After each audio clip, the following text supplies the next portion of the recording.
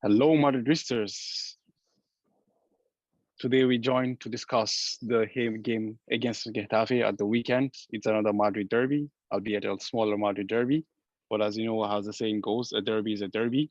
And in the derby, the form flies away in the window, and then you just come into, the passion and everything. So it's one of those games where David defeats Goliath in such an easy way. Hopefully, we wouldn't be witnessing such a scenario this weekend.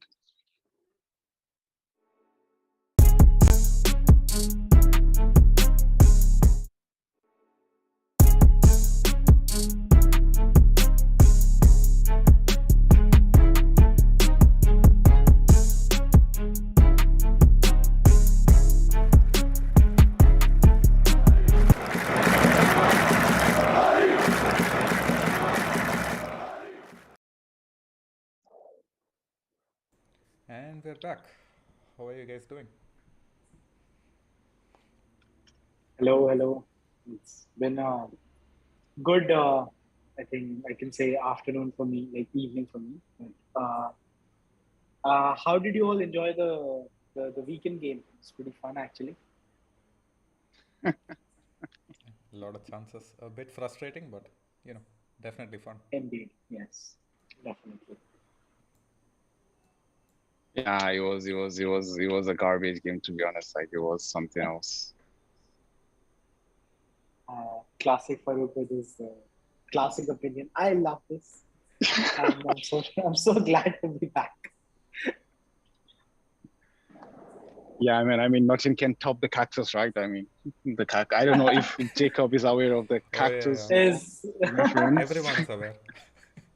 So nothing can top that. I mean, yeah, man, it's sure good to be able to have Ritwik back. It's been a very long time, but you know how it is. School is quite hectic, and what is and what is not. But the man is Hmm. back. I don't know if Jacob is aware, but like Ritwik is the stats man. So be careful, whatever, when you're making bogus statements around him, the man's just gonna chop you down and be like, nah, man, you're wrong. So just be careful about that. Because I think you can see his pen in his hand with his iPad. He's there, just double checking and cross checking every Oh single thing Jesus. you're saying, man. So just be careful about that, man. I'd warn you in advance. All right. Hey, don't. I won't scrutinize it. It's okay. I mean, yeah. Anyway, so Getafe, like, what are your general opinions about this one?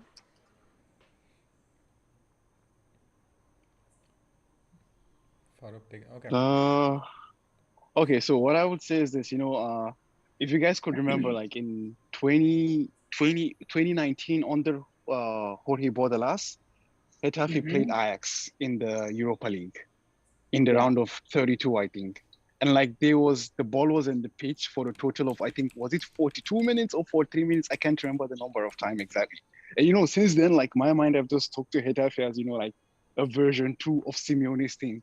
Those guys will kick and, fight and, literally just leave blood on the pitch just to, make sure that they win. And it was really nice because if you guys could recall, that was the time of, Ten Hag's Ajax and their, fluid flowing football and what is not. So, just coming and meeting at half, you were like the total opposite of football, the anti-football themselves, the masters of shithousery. And and that's actually an image of the Getafe that remains in my head. Although like Bordalas is no longer the coach, it's now like Kike Sanchez for us. So yeah, and also like some of the players also like are gone and they have new players. Like especially their talisman from last season. Enes Ünal is someone actually I know quite well because he's our Turkish national as well. And also like we wouldn't forget also our players like Borja Mayoral as well. Who are part of the team. So yeah, I mean Getafe has always been, in my opinion, one a tricky game, and it's always a derby. And you know how this the saying goes, like in derby, the form is irrelevant actually. True. Okay. So actually, like, um, again, just looking over the stats and I mean, looking on the paper, you would think that this might be an easy game for Real Madrid. They Yeah. have what 7 points from their 7 games, and they don't particularly have been a threat in front of goal. I think they only have like what expected goals of about not even two, like in any game. I think they haven't crossed the two expected goal marks in any game. So I don't think, speaking like, okay, it's too early in the season to predict anything or pass any judgments on this particular team. But I feel it wouldn't be such a tough match for Madrid. And I feel if you're not as wasteful as we were in the last game, we can actually see this through pretty easily. And I hope Benzema can also score a few to just get back into that groove of scoring. And I mean, last game you could see he had his touches, and it was there, the connection, but the final product was missing. And I hope that this game can act as a confidence booster for Benz also. Actually, one thing I would like to, throw to you guys is this, like, Ritwik is talking about the fact that, the game shouldn't be as difficult as, as it might seem. But I actually feel like, if we go back in the past 3 games, Real has 1 victory, Getafe has 1 victory, and we have 1 draw. Okay. Mm-hmm. So I think that actually sets a precedent for that because, like Getafe had the victory at the home, they had the draw at their home, and their defeat was at the Bernabeu. And now also we're, going across the city to play them as well. So I think that might just tell us a bit about the fact that, like Getafe might not actually, be such, I don't know, should I say an easy piece of chicken, or what would I say? I don't know. So I don't know what Jacob has to say about that. Like, Jacob, what's your take on this? Well, yeah, I totally agree. This is not going to be a walk in the park, just judging from their past results, because this is indeed a small method derby, but it is a derby, and form does go out Exactly. the window when they play us. So they have Yeah. really dynamic players and players who work hard in the mainly like players like Damian Suarez, who plays on the has a right back, so he might give Vinny some trouble in this game. And there's also Carles Alenia, who is a former Barcelona player, so Yeah. obviously he's also going to play well against us. And we all know the history of past Real Madrid players showing up against us. So there are actually two Real Madrid players playing for them. One is Latasa, who was in our youth team. He's now on loan there or permanent. I'm not really sure. But yeah, Borja Mayoral is also looking really good this season. He has tucked in whatever chances he has got, and he is becoming really a clinical attacker. And he tries to get things going from the midfield, but he does tactics from Getafe make sure that he can't really cause much damage with his Licam play. But whatever chances he gets, he does tend to put those in. Mm-hmm. Yeah, actually, so you speak about, the attackers, like, like you spoke about, for example, Darmian Suarez, and, you're talking about Borja Mayoral as well. And also, like, to pinpoint also, like, we have Arambari as well. And also, the fullback Juan Iglesias. So actually, I don't know if you guys know, but like, Getafe likes to play two up top, like they're actually they quite sit back a lot, and, they just play two up top and just throw, the long balls into their big men, in Borja Mayoral and Enes Ronal.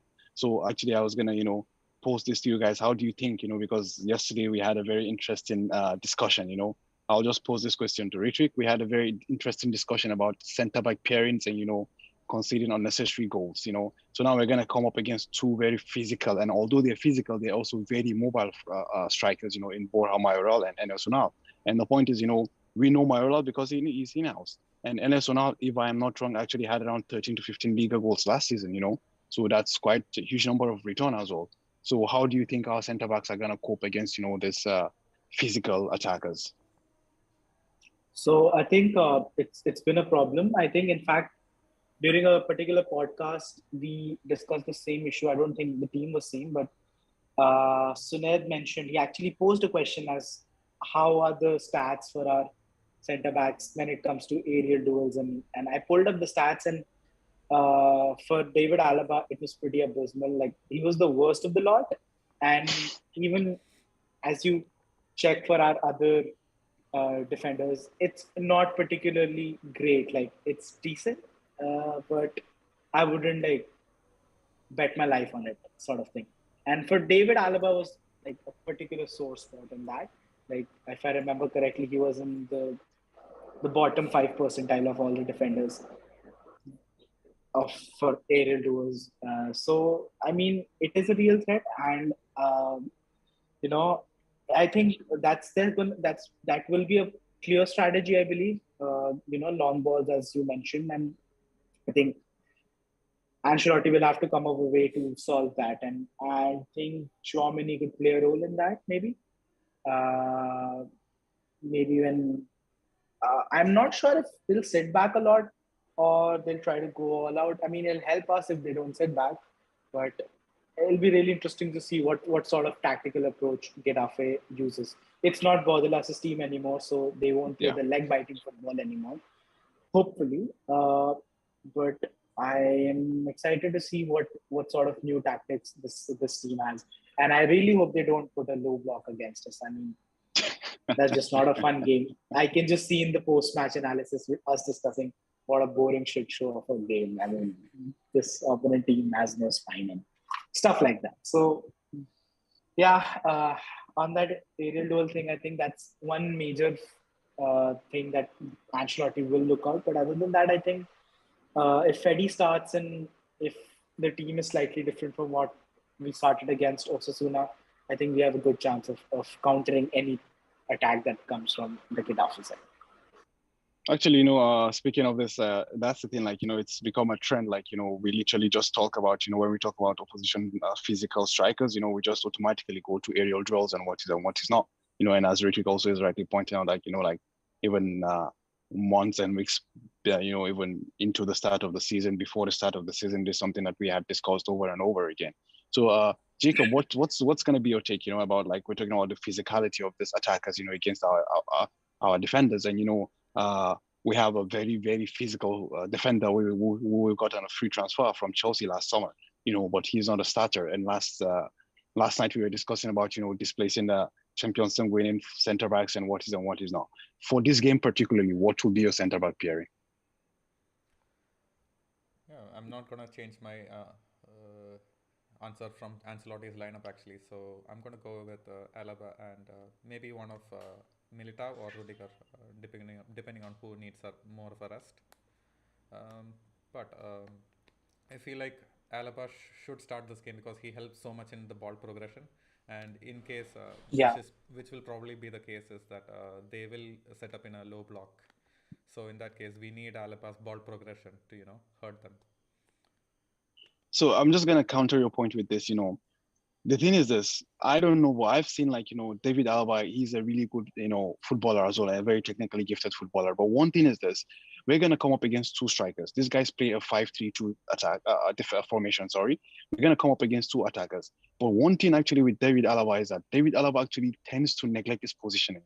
This is one thing I have seen so far this season. I don't know if it's, actually yesterday there was this actually very good, I would like to say an anecdote that Javier was making about the fact that there's an arrogance somewhere in our defenders, that they believe that they're better than everyone. So, like, I mean, I think David Alaba right now actually personifies that arrogance in the sense that he just roams from CB to number 10, number 7, number 9, and he's just there. And I feel like if that happens, and imagine if Getafe goes on a counter with 2 against 1, and have very two huge mobile strikers, against one single defender. I think that's just a recipe for mayhem, man. So I don't know what will be your take on this, Frederick. What will you still start with David Alaba as well in the game? I think the question you pose is pretty valid. I think David Alaba has done that a lot. I think he's done more after coming to Madrid than he did for Bayern. I think that confidence boost has been a little bit more, and especially this season, I see him a lot wandering in the middle of the park. Yeah. So I mean that's a fair argument against him, but I still feel that the sort of character that he offers on the pitch uh, is much needed, and I mean we'll have to see. I mean if we can observe this problem, I'm sure the Madrid coaching staff does too, and they'll probably do something about it. Hopefully, that's our. Uh, I mean, what we can hope that, but I feel like the character like Rudiger and Alaba, they should be on the pitch, even if the team goes down by a couple of goals. People like them really motivate the team to come back. I'm not saying we'll be 2 goals down in this particular game, but I'm just saying those characters are needed on the field, and and maybe something can be done about that. I think they're mature enough to understand their role in the team, and I trust Ancelotti with his centre back pairing right now. Very, very valid. However, there's also a solution to playing all three of them at the same time, which would be to bench Fred Mendy and play David Alaba as a fullback, actually. So that's also something, to be honest. And then, we've spoken a bit about Getafe and about the formations and the players that they have, and the last couple of games. So also, it's very interesting that Getafe's last game also was a game against Rayo Vallecano, which was another derby, and they lost actually after going ahead, and unfortunately in the game, like, they missed even a pen. But then they eventually lost towards the end of the half, and they couldn't score in the second half anymore.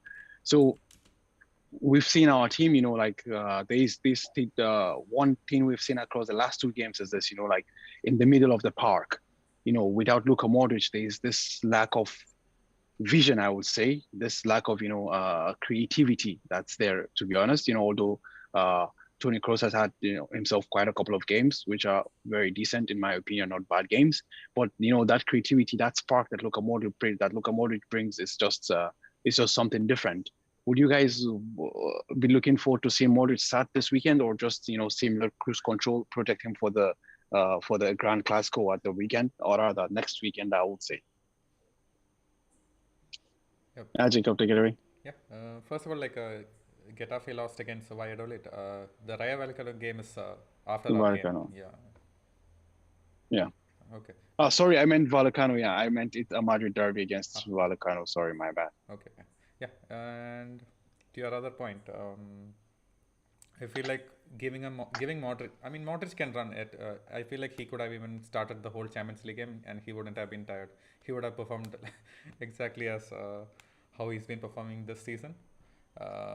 He is a superhuman, but I feel like we can be careful, and because this is still Getafe, it's a lower table side, and we can afford to give Luka Modric a rest.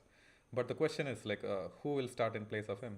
Probably Valverde, but don't you think he deserves a rest as well? Wow, that's a tough one, to be honest. I actually right now, I'm like, just let the man play what he can play, man. That's just it. Let the man play what he can play, to be honest. Well, I really get your point, and I think it's a very, very valid point. I think Fede deserves and has earned himself a break as well, considering the fact that he's just back from the international break, and how rigorous the travels are down to South America and back to Europe. I think you're totally right, spot on there. Like, he also deserves a break, to be honest. Yeah, very valid point. But then, you have to consider the fact that we are getting thin in midfield one way or another. When you rest him, you bring on Modric, and hopefully if someone gets, or rather, God forbid, if someone gets injured, Dani Ceballos also is out still after the World Cup, they're saying. So, I mean, we're not thin yet, but we're just one injury away from, being thin in the midfield also. So I actually get your concern, and I wouldn't be surprised if Fede Valverde is rested, but I think I think he could be rested, considering the fact that if we consider that, you go against Shakhtar Donetsk in Poland in the midweek, and you could secure qualification to the next round of the Champions League, that's also something that maybe Carlo will want to have in the bag. And because of that, the game immediately after that is against Barcelona as well. So this might be the best chance to rest some of the stardust, especially Fede Valverde. And speaking of resting players, actually, I don't know what you think, but Ritwik, what about Dani Carvajal? Because I think the Lord is back. Vasquez is back in the squad. Do you think it's time to give Dani some rest? Because also he's been played a lot across the past couple of weeks. He's played for Spain as well in the international break. Personally, I think Dani should be the starter. Maybe he can be subbed later on in that particular game, but I don't think Lucas. If we have the option of Dani Carvajal, I don't think we should go towards Lord Vasquez just yet. But I mean, yeah, he has been played a lot, and he has the tendency to get gassed up during games sometimes. But yeah, I feel like maybe a 60th minute substitution for Lucas Vasquez would be more appropriate than just starting outright with him. Also, I actually wanted to ask, do we think Hazard gets a chance in this game? mean, I don't think so. I think Hazard has fallen so much down the pecking order right now, to be honest. And you have to consider the fact that, his main competitions are Asensio and Rodrigo, and uh, right now Rodrigo is is almost in an undroppable form. And Asensio, actually, to be honest, since his outburst in the other game, he's come back and he's been quite good. Actually, you can take that away from him. So I think Hazard actually has the pass as I wouldn't say that ship has sailed, but like at this point in time, I think it's difficult for Hazard in my opinion. True. All right. So, do we have like starting lineups or any sorts? Like any guesses or what you might think would be the current lineup to start in this next game? I guess we can start from the Champions League side that started the last match, and then just see Yeah. what changes Ancelotti makes there. Right. That's true. That's true. That's true. I mean, it's Lunin. We know Lunin's not gonna change. Yeah, Luden's there. Yeah, exactly. Then it's Ferland Mendy and Dani Carvajal. Most likely will be same as well, unless he throws a curveball and starts Lucas Vasquez, which I actually think might not happen. And then it's the center back pairing of David Alaba and Eder Militao or maybe Antonio Rudiger. So that's the thing. I don't know. One of them starts or one of them doesn't. But actually, I think the curveball might actually come in the midfield. I think Tchouaméni might not start the game. Instead, Camavinga might be given the chance to, start, and maybe Tchouaméni comes on later, and I don't know. He might play Toni Kroos as, the pivot itself, maybe. I don't know. Maybe something like this could happen. I don't know. What do you guys think? Like, Camavinga for Tchouaméni, is that a right sub? Shifting Kroos to the base of the midfield. I think we can try that. I think we've tried that before as well, and it wouldn't be so bad. I think it gives more option. Like Tony can control the game, like the tempo from that position pretty decently, I think. So I'm not sure if Tchouaméni wouldn't start. I feel like he would. I mean, that's just my gut feeling, but could be either way. I think could Camavinga or Tchouaméni, one of them for sure will start. I don't think it'll happen that both of them will start, probably. I mean, I would like to see that someday. I mean, I've seen that before, but like, I just hope. I mean, it's not that tough a side that. So I mean, we both of them could be given a chance, and Freddy Valverde, maybe Kroos and Modric could be given a rest. But we'll have to see what Ancelotti decides. Fair point. Fair point. What do you think, Jacob? Yeah, there are a lot of ways Ancelotti could play out with this midfield. I have a gut feeling that Camavinga is going to start, but I'm not sure if he starts instead of Valverde or for Tchouaméni. Either way, it's going to be a fun midfield to watch, really dynamic, and let's see. Let's hope that Modric comes on in the second half and treats us to his brilliance. Yeah, that's something for sure. The brilliance of Luka Modric it can never be stated enough. The man is a magician, to be honest.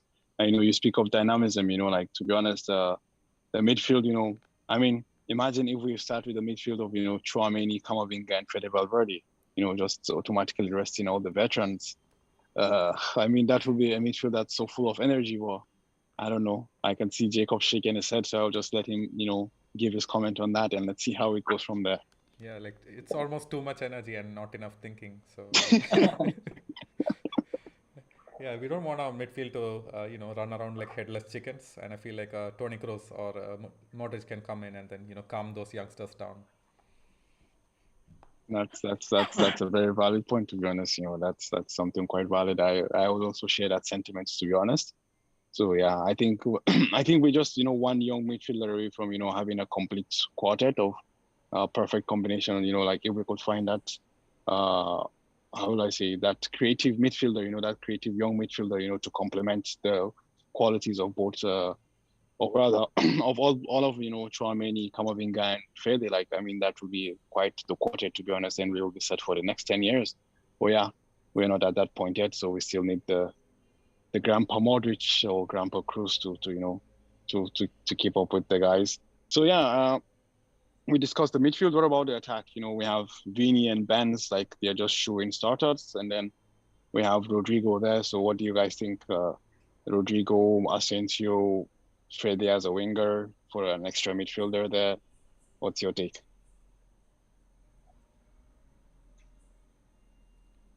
Yeah, for sure. In this match, I don't think Valverde is gonna start on the right wing. Like we have actually don't need that much of defending going on in this game. So I feel like it's gonna be either between Rodrigo and Asensio, depending on if Carlo decides to give Rodrigo a rest. I see. What about you, Richard? What's your take?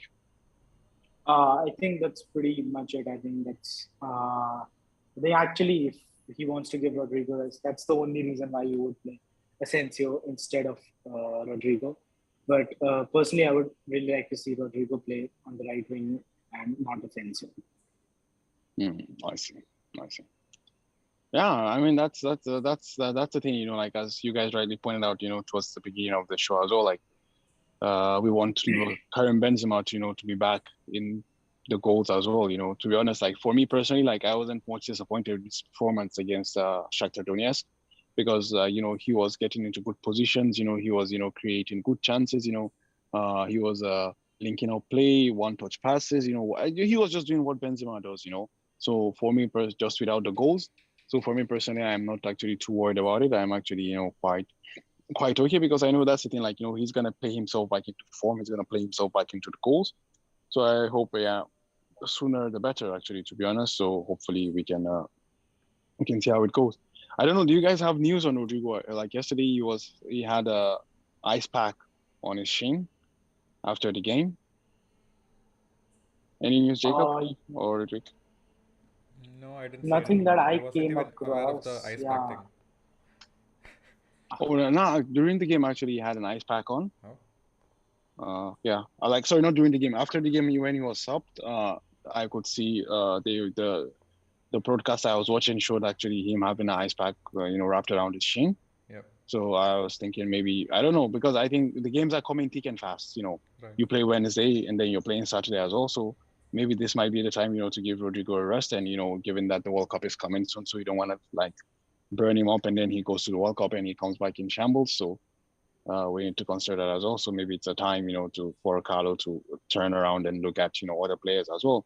So I don't know. Yeah, Asensio, did maybe you guys even. notice even in the Champions League, the last game, Hazard was warming up, and then I was pretty sure he was gonna come on in the second half, but that didn't happen. So you think Carlo's gonna give Hazard a chance this game as a sub at least?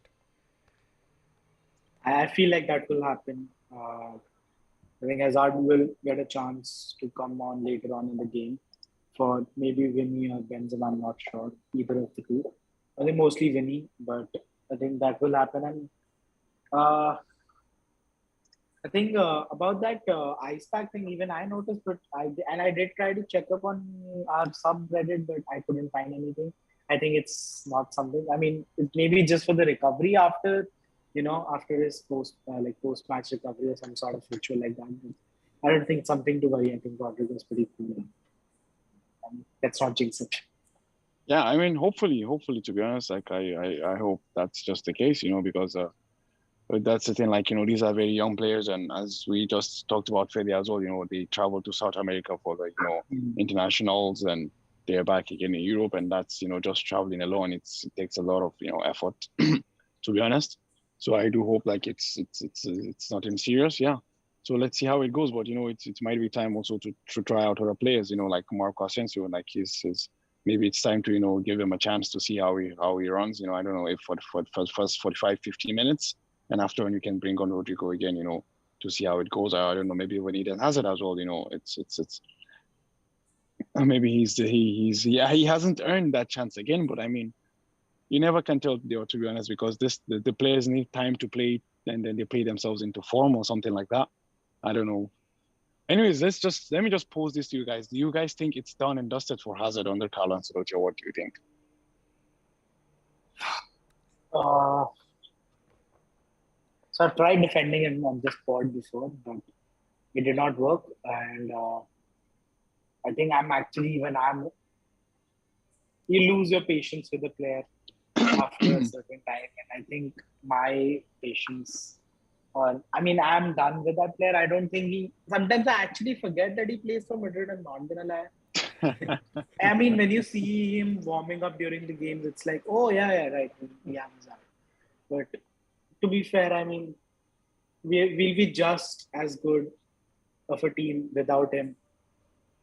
Like, even if he leaves tomorrow, doesn't show up, I think Madrid would still be just as solid as they are right. So I think he really has no contribution to give for Madrid at this point, and it's really sad. But it is what it is, right? Well, it is what it is indeed. Sunaidi in the chat is saying like Hazard hasn't played a single minute in the last 4 games. Finito. There's nothing more. That's it. But I feel like, exactly, man. I feel like that's the thing. And, like Sunaidi is one of the biggest critics of Hazard as well, rightly so, to be honest, because Hazard has been given this amount of chances and he hasn't showed us anything, to be honest.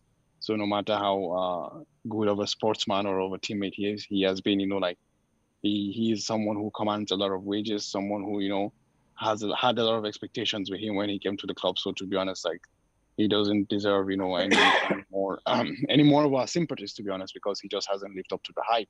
So that's just the thing, to be honest. But I don't know, Jacob, do you have anything to, push us on? I don't know about Getafe or the game that's coming up.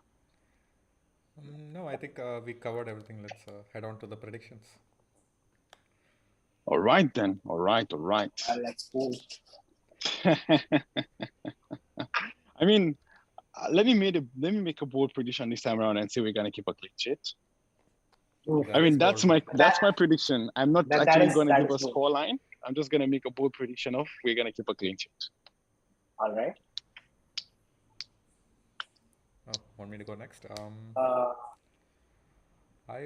gonna go with 2-1 because just from the last few meetings that we had, like it hasn't been a high scoring occasion, and it looks like our finishing also definitely needs a lot of work with Benzema also not in form. So yeah. I feel like we're gonna struggle in front of goal, and 2-1 would be a good result, to be honest. Okay. Right. Okay. So I'll be on the other end of the things just to balance it out. So I think the law of averages work in our favor. I'm gonna say we'll go 4-1. I won't be as bold to assume that we'll go clean sheet. That's really bold of you. so I'm gonna say 4-1. One for Benz, one for Vinny, one for Rodrigo, and one for Valverde. That's my hope. Well, okay. The goal spreader, man. I thought you were just gonna say Benzema all 4 goals. One could wish, but let's be realistic here. Why not, man? The man's a Ballon d'Or winner in the making, so he can do that as well. He can get off 4 goals. Let's hope he gets a hat trick at least. Okay, sure. Why not? Fingers crossed, man. Fingers crossed. Okay, then, ladies and gentlemen, I think we've come to the end of another segment of Let's Be Real. Today we rounded up about a preview of the game against the Getafe at the weekend, the derby. So just stay tuned, and after the game we'll be with you again live, and we look forward to your engagement in the chats by engaging us in the chats, liking our videos, and don't forget to please subscribe, to turn the alarm bells on whenever we schedule a live or whenever we're live so you can get the notifications. Don't forget to follow our Insta and our Twitter. You can find the details below in the description. And also our colleagues at Momento Madrismo, the female segment. Also, don't forget to follow them as well and so show some love to our colleagues also at RM Community. Like they put in a lot of work together with, we work together with them a lot, especially on the social media aspect as well. So please just show the love, and because without you, we're nothing. We do all this just for you people as well. So hopefully you guys can, appreciate and at least show a bit towards us as well by just liking and hitting the subscribe buttons. So once again, see you after the game against Getafe, hopefully after a very resounding clean sheet included victory. Hala Madrid, people. Hala Madrid. Hala Madrid.